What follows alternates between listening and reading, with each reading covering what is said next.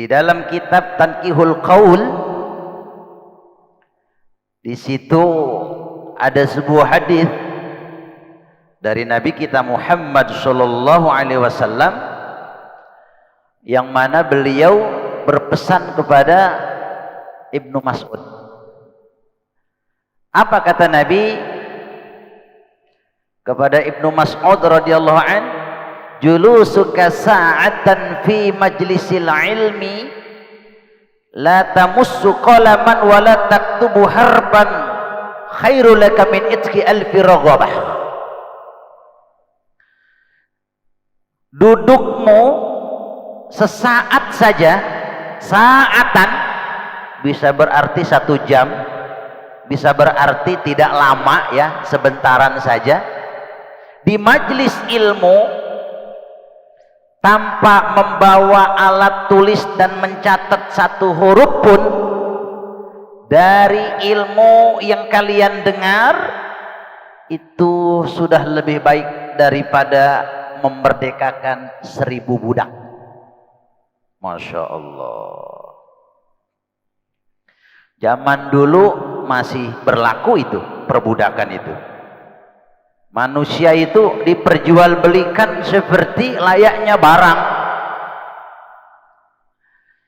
Nah, budak ini dikuasai penuh oleh tuannya yang membeli dirinya. Dia tidak berkuasa sedikit pun terhadap dirinya. Dan Islam ini sangat menentang perbudakan ini, saudara-saudara. Makanya banyak sekali hadis-hadis yang memberikan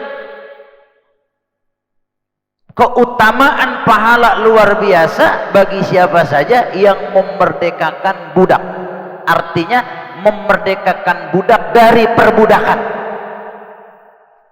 Sayyidina Bilal bin Rabah radhiyallahu an, sahabat Rasulullah sallallahu alaihi wasallam, ketika ketahuan oleh tuannya beriman kepada risalah yang dibawa oleh Nabi Muhammad sallallahu alaihi wasallam, tuannya murka. Maka Bilal bin Rabah ini diseret, disiksa, saudara-saudara, dijemur di tengah gurun pasir, di tengah terik sinar matahari, diikat, ditindih badannya dengan batu. Tetapi ini tidak melunturkan sedikit pun keimanan dan keyakinan Bilal bin Rabah kepada risalah tauhid yang dibawa oleh Nabi kita Muhammad sallallahu alaihi wasallam. Maka setiap kerintihan yang keluar dari sebab rasa sakit penyiksaan yang dialami olehnya tidak lain adalah ahad mengesahkan Allah subhanahu wa ta'ala. Akhirnya dia dimerdekakan ya, setelah ditebus dengan harga yang sangat mahal tentunya oleh sahabat Rasulullah sallallahu alaihi wasallam yang bernama Sayyidina Abu Bakar Siddiq radhiyallahu anhu. Setelah ditebus, dia tidak gunakan jasanya Bilal, semestinya berpindah ya kekuasaan penuh diri Bilal kepada Abu Bakar Siddiq sebagai hambanya, budaknya, tetapi Abu Bakar Siddiq memerdekakannya dan Sayyidina Bilal menjadi orang merdeka yang pada akhirnya menjadi sahabat Rasulullah yang sangat mencintai dan dicintai oleh Rasulullah sallallahu alaihi wasallam. Kalau Bapak ke Madinah, ada 2 masjid yang ada kubah hijaunya. Ya Pak ya? Ada 2 masjid di Madinah yang hijau kubahnya. Yang pertama Masjid Nabawi. Itulah makbarah Rasulullah. Yang di bawahnya itu kubur sekaligus raudhahnya Nabi kita Muhammad sallallahu alaihi wasallam.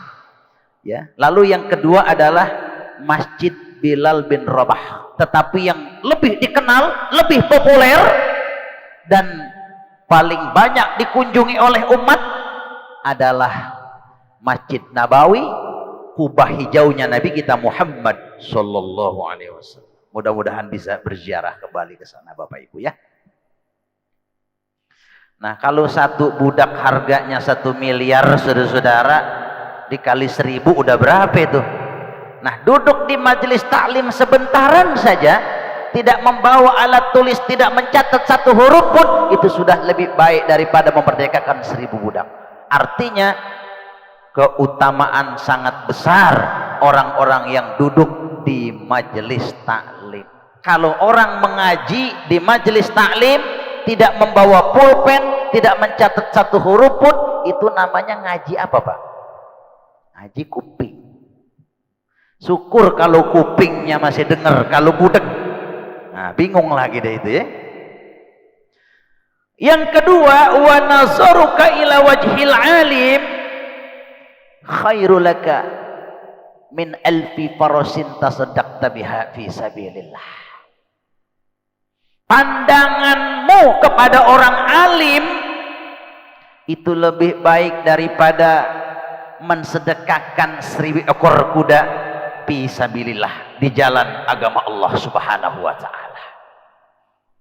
Orang alim, tuan-tuan guru yang mulia, itu kalau kita memandang wajahnya ada keutamaan di dalamnya. Rasul mengatakan memandang wajah orang alim itu lebih baik daripada mensedekahkan 1000 ekor kuda di jalan agama Allah Subhanahu wa taala. Kalau satu kudanya 100 juta dikali 1000, tinggal direken saja, saudara-saudara. Makanya kalau ada orang di rumahnya banyak foto-foto alim ulama, orang-orang soleh, tuan-tuan guru yang mulia, bahkan guru-gurunya sendiri yang telah mengajarkan ilmu agama kepadanya, para habaib, ya, para aulia yang mensyiarkan agama Islam di Nusantara ini, dipajang di rumahnya, dipajang di ruang tamunya, karena ada keutamaan memandang wajah orang alim. Jadi kalau nanti di rumah kita atau di rumah jamaah kita, kita mendapati kita memajang foto-foto tuan-tuan guru yang mulia, udah ngerti nih hadisnya. Ternyata dengan memandang wajah orang-orang alim, orang-orang soleh, kekasih-kekasih Allah, ternyata memiliki keutamaan yang sangat besar. Alhamdulillah. Iya. Ini gedeg sama Ustadz. Ada di sini yang gedeg sama Ustadz, ada? Ada yang gedeg sama Ustadz? Jangan, ya. Udah nggak bagi uang, gedeg lagi. Jangan, ya. Iya. Insyaallah. Lalu yang ketiga kata Nabi, wassalamuka ilal alim khairul laka min ibadati alfi sanatin. Salammu kepada orang yang alim itu lebih baik daripada ibadah 1000 tahun. Artinya keutamaannya bukan berarti dengan kita salaman atau memberi salam kepada orang alim lantas kita nggak perlu ibadah, nggak begitu, saudara-saudara. Tapi keutamaannya seperti itu. Makanya kenapa kalau ada orang alim, orang soleh, ada tuan-tuan guru yang mulia, orang berebut salaman, itu bukan kultus, tetapi adalah sebagai bentuk takzim kita, penghormatan kita, dan kita ingin mendapatkan keutamaan yang disabdakan oleh Nabi kita Muhammad Sallallahu Alaihi Wasallam. Zaman dulu Rasulullah orang berebut, saudara-saudara, ya, mencium tangan Rasulullah, memeluk Rasulullah, apa saja yang bersentuhan dengan Rasulullah diperebutkan, saudara-saudara, karena memang kemuliaan dari Nabi kita Muhammad Sallallahu Alaihi Wasallam. Al ulama'u warasatul anbiya, dan para ulama inilah sebagai pewaris para nabi. Insyaallah, mudah-mudahan kita digolongkan orang-orang yang mencintai orang-orang alim, orang-orang soleh, ya. Dari asbab cinta itulah insyaallah, ya. Kalau kita belum dapat taufik, belum dapat hidayah, insyaallah dari asbab cinta itu kita akan mendapatkannya. Amin. Dengan asbab cinta itu pula insyaallah nanti anak-anak kita pun menjadi anak yang alim, anak yang soleh. Amin.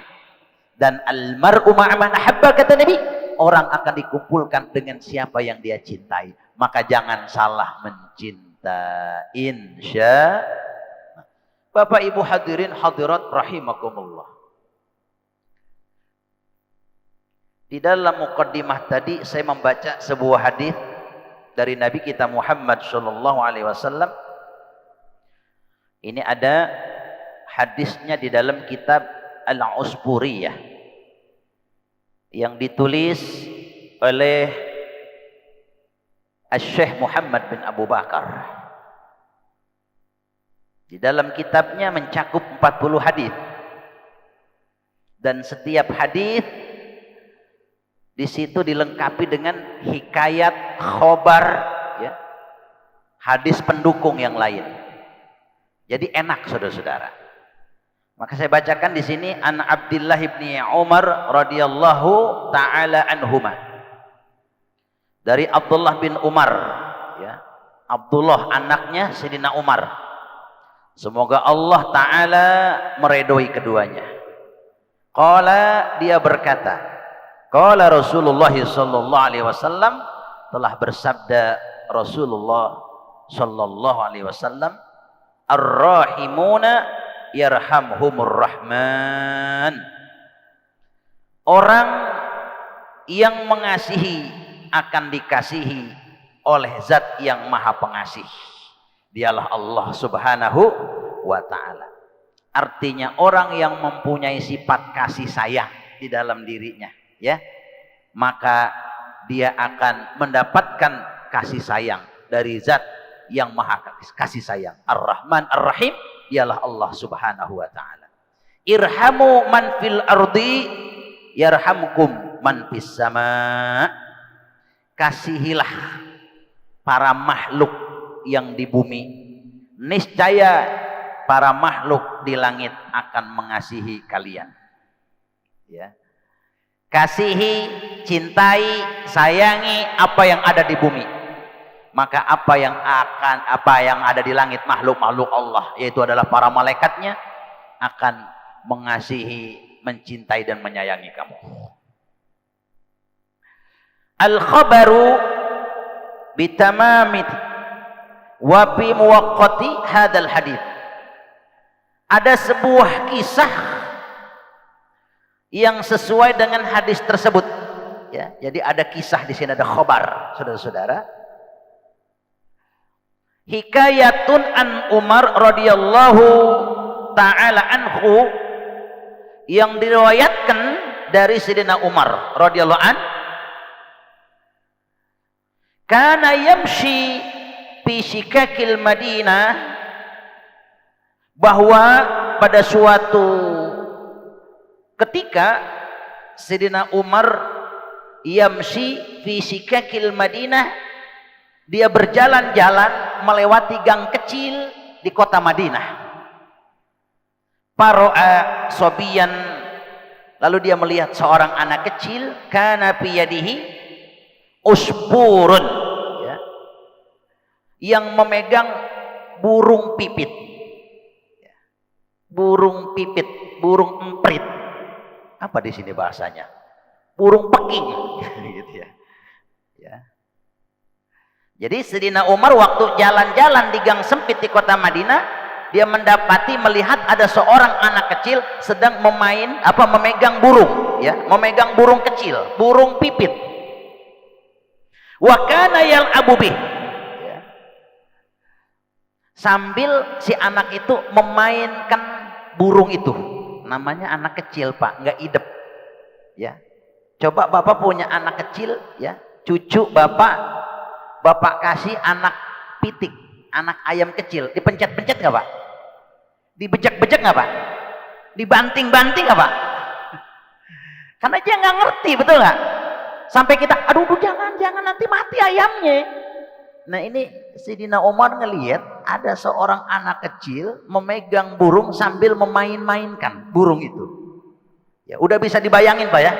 Diapain itu burung oleh si anak kecil ini, ya. Farahima Umar. Kemudian Sayyidina Umar ini merasa kasihan dengan burung itu, saudara-saudara, ya. Ya, Farahima Umar dzalikal usbur. Dia merasa kasihan dengan burung itu. Jadi al-usbur itu burung pipit artinya. Nggak tega dia ngelihat itu burung dibejek-bejek. ya, dipermainkan oleh si anak kecil itu. Kalau dibiarkan pasti mati itu burung. Pastarahu minas sobi. Kemudian dia pun membeli burung itu dari si anak kecil. Jadi burung itu dibeli sama Sayyidina Umar. Fa'ataquhu. Setelah terbeli, Sayyidina Umar melepaskan burung itu, Pak. Anak itu dirayu sama Sayyidina Umar, mau nggak burungnya aku beli, kamu belinya berapa? Nanti bisa buat beli es krim nih banyak, itu mungkin kan. Akhirnya dilepaslah burung itu, dijual ya, lalu dibebaskan oleh Sayyidina Umar. Falamma tuwfiya Umar radhiyallahu taala anhu. Beberapa waktu kemudian Sayyidina Umar ini wafat, meninggal dunia, ya. Ra'ahul jumhuru fil manami. Banyak dari kalangan para ulama ketika Sayyidina Umar ini meninggal, mereka memimpikannya di dalam mimpi. Nah, ya, memimpikannya di dalam mimpi. Fasa'aluhu, mereka bertanya kepada Sayyidina Umar, an halihi, apa yang telah Allah perbuat kepadamu wahai Umar. Faqalu,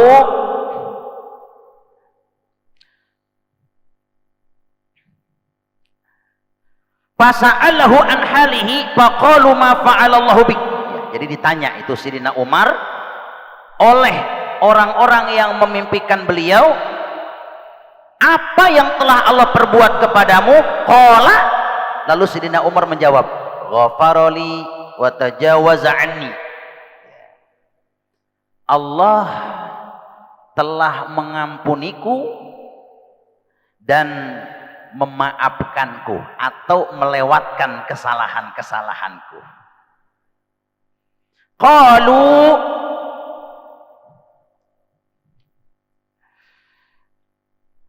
orang-orang yang memimpikan Sayyidina Umar, yaitu kalangan para ulama itu, berkata kembali, bi ayyi syai'in, mengapa Allah mengampunimu? Bi ayyi syai'in bijudika au bi adlika au bi zuhdika. Apakah karena kedermawananmu, karena sifat adilmu, atau karena kezuhudanmu, bizuhdika? Jadi ditanya lagi nih Sayyidina Umar. Qala, Sayyidina Umar menjawab, lamma, tidak, wada'tumuni fil qabri wa satartumuni fit turabi, ketika kalian telah meletakkan diriku di dalam kuburan, kemudian menutupiku dengan tanah, wahidan, dan meninggalkanku sendirian, pada khala alayya malakani muhibani tara aqli warta'addat mafasali min haibatihima. Datanglah dua malaikat, kata Sayyidina Umar, yang menakutkan akalku, yang menakutkan dan akalku sampai melayang, kata beliau, serta tulang-tulangku bergemetar keras karena saking takutnya diriku dengan mereka berdua, yaitu malaikat Mungkar Nakir, saudara-saudara. Wa akhadhani wa ahadhani, kemudian dia memegangku, ya, dua malaikat itu memegangku, wa ajlasani, dan mendudukkanku, wa arada ayas alani, ingin menyampaikan pertanyaan, ya, ingin menanyaiku, karena orang itu di dalam kubur akan mendapatkan pertanyaan dari dua malaikat itu, Mungkar wa Nakir. Jadi Sayyidina Umar menceritakan keadaannya, ya, Ketika dia dikuburkan, didatangi oleh dua malaikat, lalu malaikat itu mengambilnya, ya, lalu mendudukkannya, dan malaikat itu ingin bertanya kepadanya. Ketika malaikat itu ingin menyampaikan beberapa pertanyaan kepadanya, pas sami'tu nidaan minal hatib, terdengarlah, ya, seruan, suara al-hatib tanpa rupa. Al-hatib itu suara tanpa rupa. Jadi kata Sayyidina Umar, waktu malaikat mau memberikan pertanyaannya kepadaku, tiba-tiba terdengarlah suara yang tanpa wujud. Utruka abdi, kalian berdua pergilah. Memerintahkan kepada malaikat itu untuk pergi, ya. Utruka abdi, tinggalkan hambaku. Kalian berdua pergilah, tinggalkan hambaku. Walatu khawifahu, jangan kamu menakut-nakutinya. Fa inni rahimtuh, karena aku telah mengasihinya. Wa tajawaztu anhu, dan aku telah memaafkannya. Li'annahu rahima usfuran fid dunya, karena hambaku itu telah mengasihi burung kecil saat masih hidup di dunia. Farahimtuhu fil uqba, oleh karena itu aku mengasihinya di akhirat. Saudara-saudara, sifat kasih sayang ini luar biasa. Inilah agar kita ini jangan menyepelekan amal perbuatan yang baik itu, saudara-saudara. Sampai-sampai ada satu perilaku berkenaan dengan hadis Nabi tadi, ar-rahimuna yarhamkumur rahman, ya. Milikilah sifat kasih sayang pada dirimu, sayangilah, ya, apa saja yang ada di bumi, maka niscaya Allah yang maha pengasih dan penyayang akan menyayangimu, dan apa yang di langit pun makhluk-makhluknya, para malaikatnya akan menyayangimu. Maka ketika Sayyidina Umar pernah karena kasih sayangnya, rasa ibanya kepada burung kecil yang dimainkan oleh seorang anak kecil, yang dia tebus, dia beli lalu dia lepaskan, ternyata asbab itulah Allah mengampuni dosa-dosanya. Asbab itulah Allah melewati kesalahan-kesalahannya. Asbab itulah beliau tidak ditanya oleh malaikat Munkar Nakir, karena dilarang oleh Allah Subhanahu wa taala. Ketika ditanya apakah karena sifat adilmu, apakah karena kedermawananmu, apakah karena sifat zuhudmu sehingga kau mendapatkan perlakuan seperti itu di dalam kuburmu, ternyata karena dia pernah berbelas kasih kepada seekor burung kecil, saudara-saudara. Maka Islam ini adalah agama rahmatan lil alamin, itu di situ, saudara-saudara. Agama kasih sayang, agama keselamatan, agama perdamaian. Maka kalau Islam diidentikan dengan kekerasan, radikalisme, terorisme, dan lain-lain sebagainya, ini fitnah, saudara-saudara. Karena sejatinya Islam tidak demikian, saudara-saudara.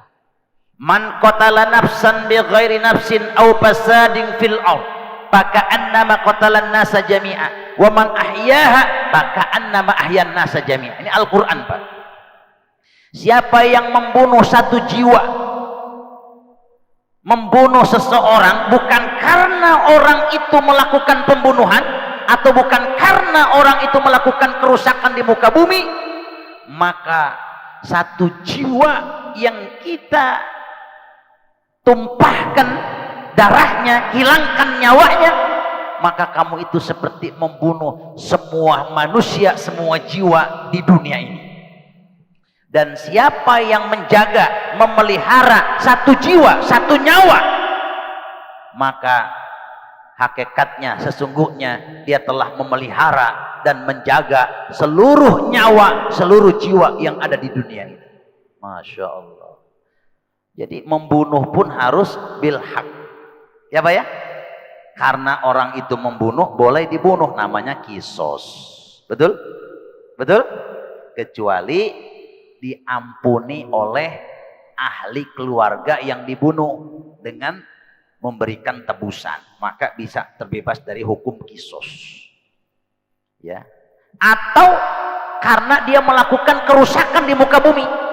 Orang-orang yang melakukan kejahatan, kehancuran, pertumpahan darah di muka bumi, orang-orang demikian ini wajib dicegah, saudara-saudara. Bahkan dihilangkan nyawanya pun boleh, saudara-saudara.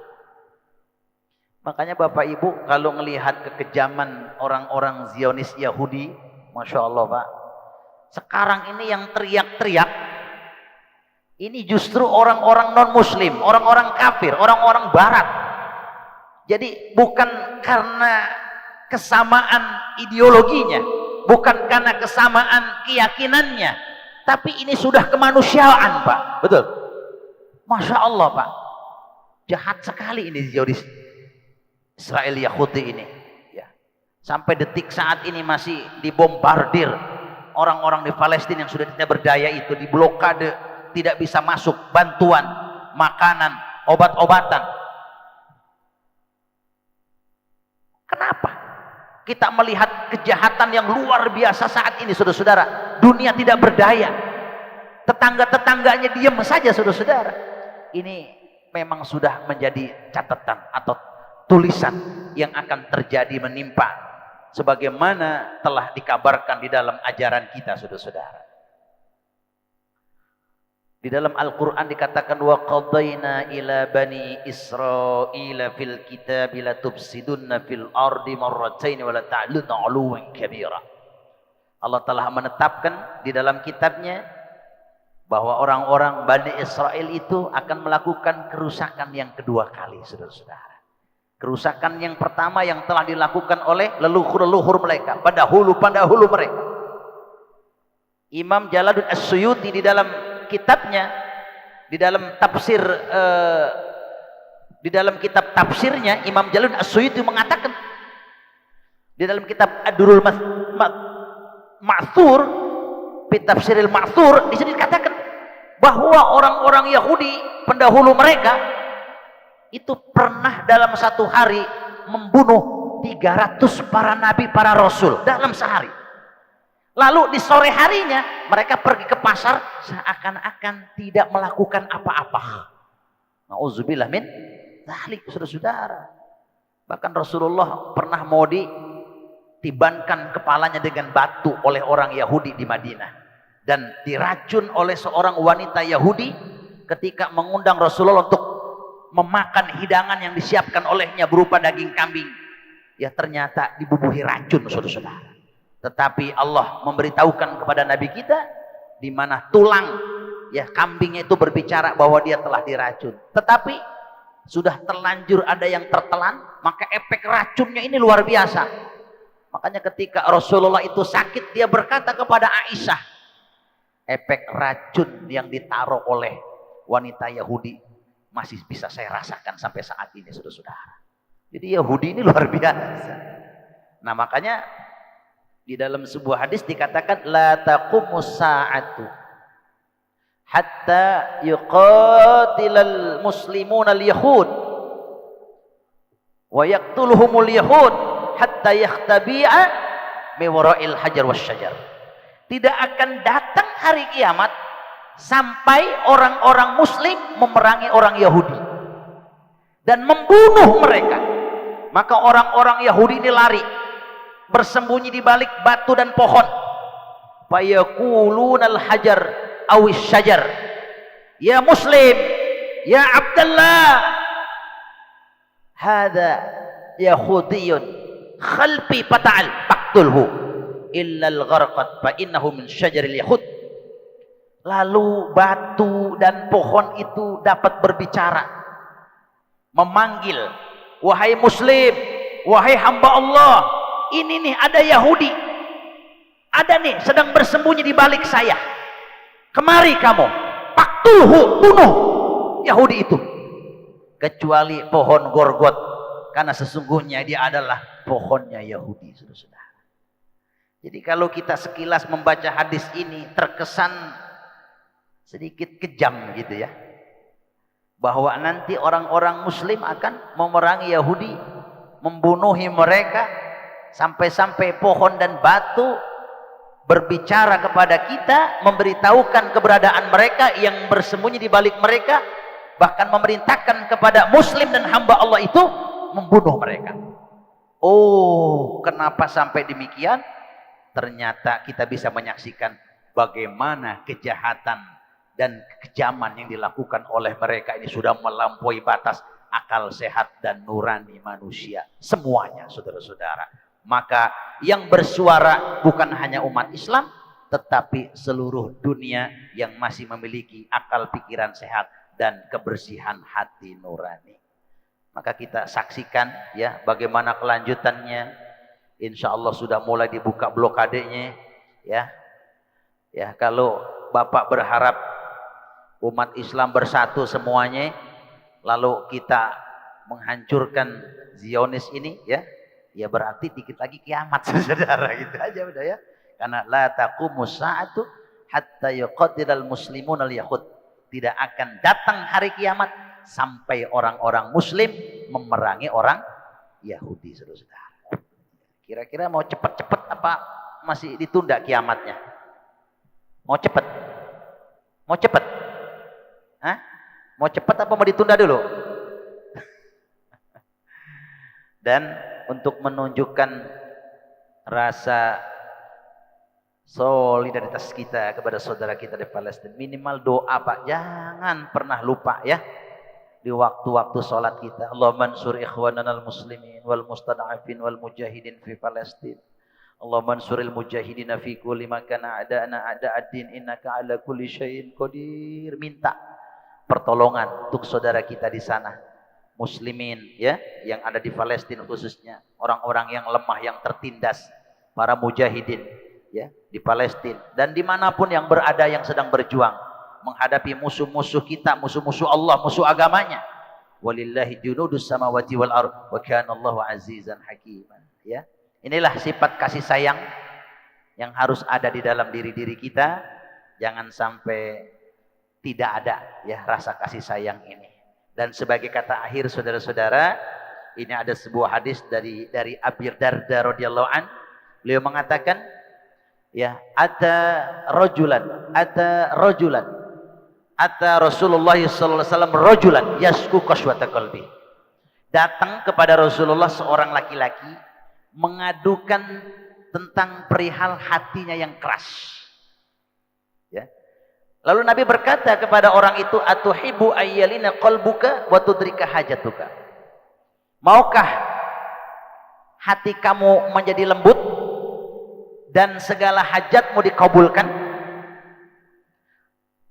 Irhamil yatima wamsah ra'sahu wa at'imhu min ta'amika yalin qalbuka wa yudrik hajataka. Kasihi, sayangi anak-anak yatim, usap kepala mereka ya. Berikan mereka makan apa yang kamu makan, yalin qalbuka, niscaya akan menjadi lembut hatimu, wa yudrik hajataka, dan akan dikabulkan hajat-hajatmu.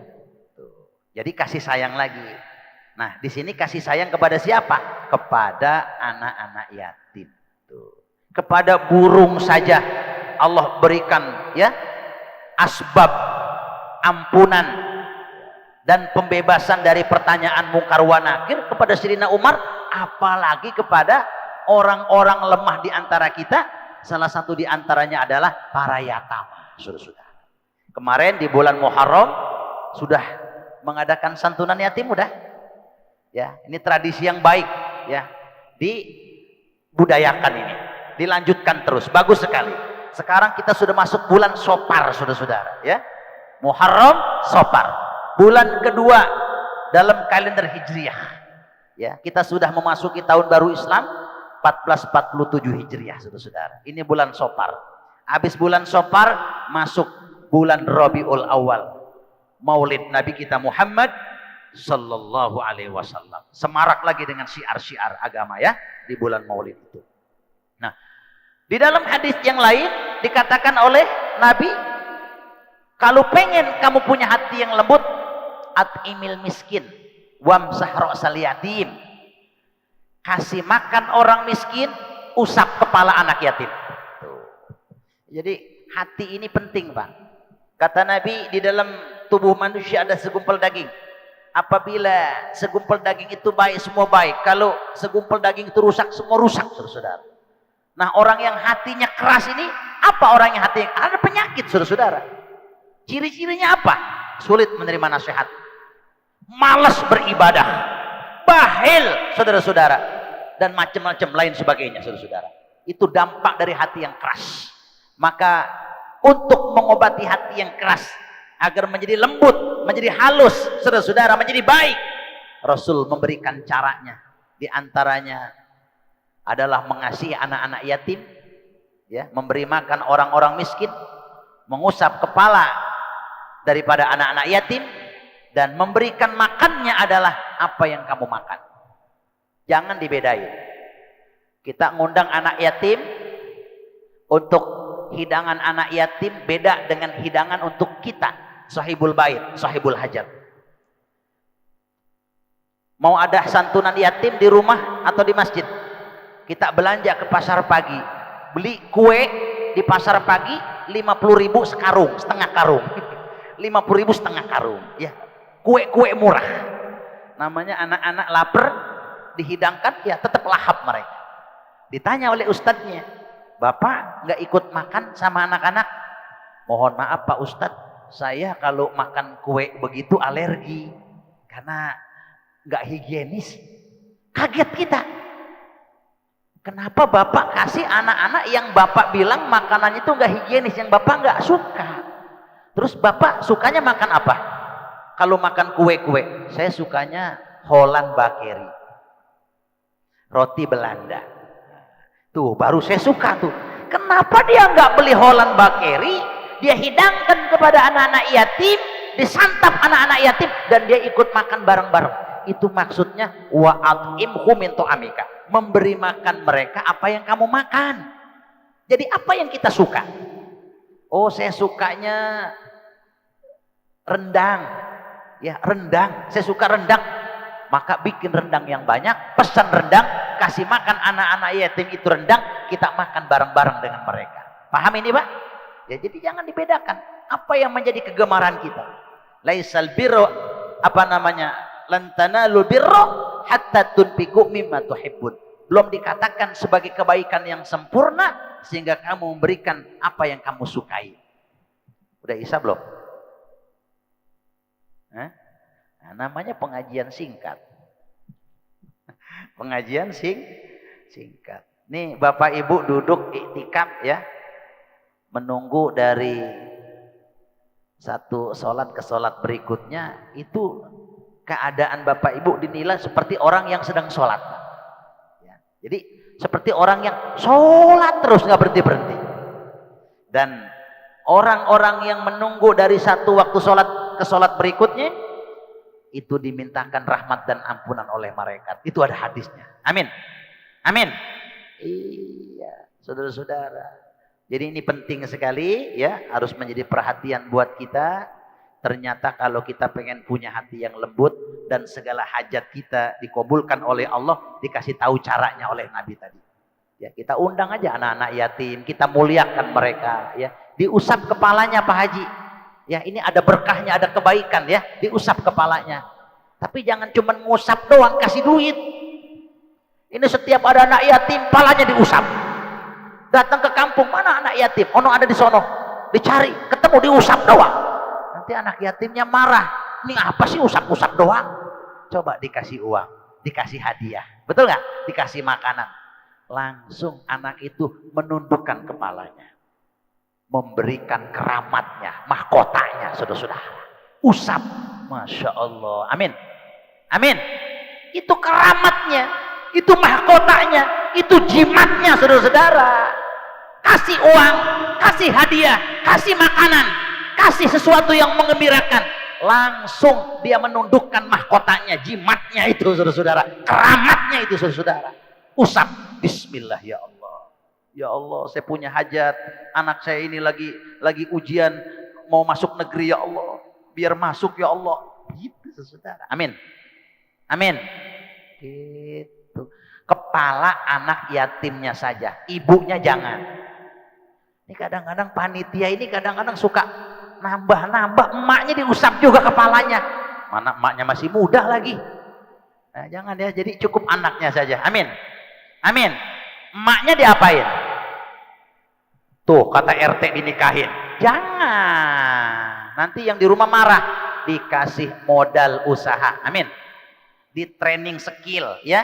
Bisa bikin gado-gado, bisa bikin bakso, bisa bikin ini itu, disuruh dagang. Insya Allah dia dengan berdagang kita kasih modal, skillnya udah kita ajarkan, insya Allah bisa menghidupi anaknya nanti. Amin. Demikian ta'lim kita karena udah waktu isya tiba.